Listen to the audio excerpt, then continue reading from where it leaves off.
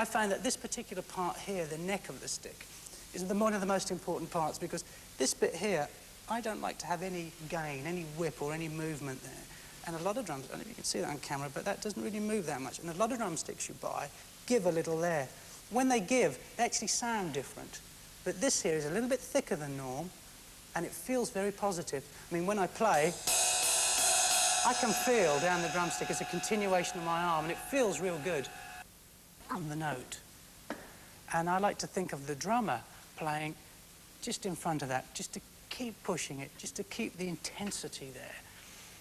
And I always think of solo players, or solo instruments, melodic instruments, playing lead lines, or singers being the other side, behind the bass player.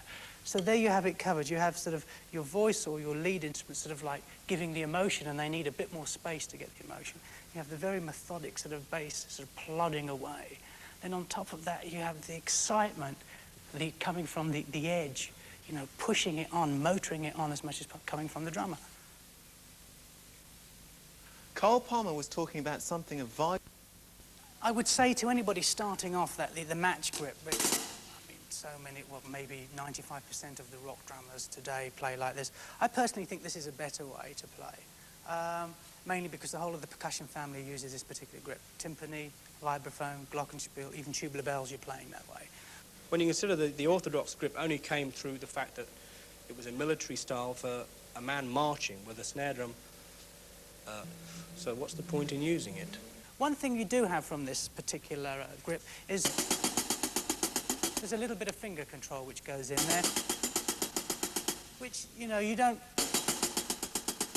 can get this way, but I think there's a little more.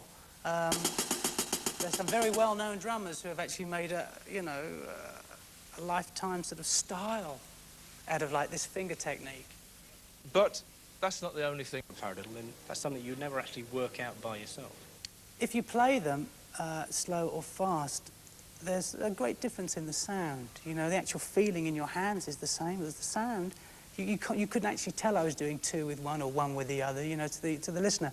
And that's the object of them, really, to get each beat as even as possible.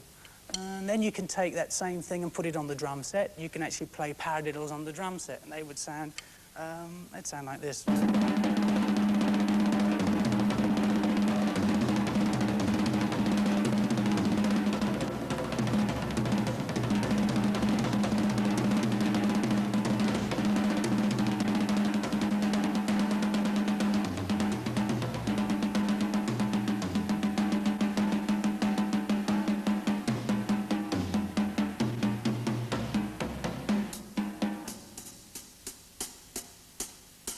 Styles.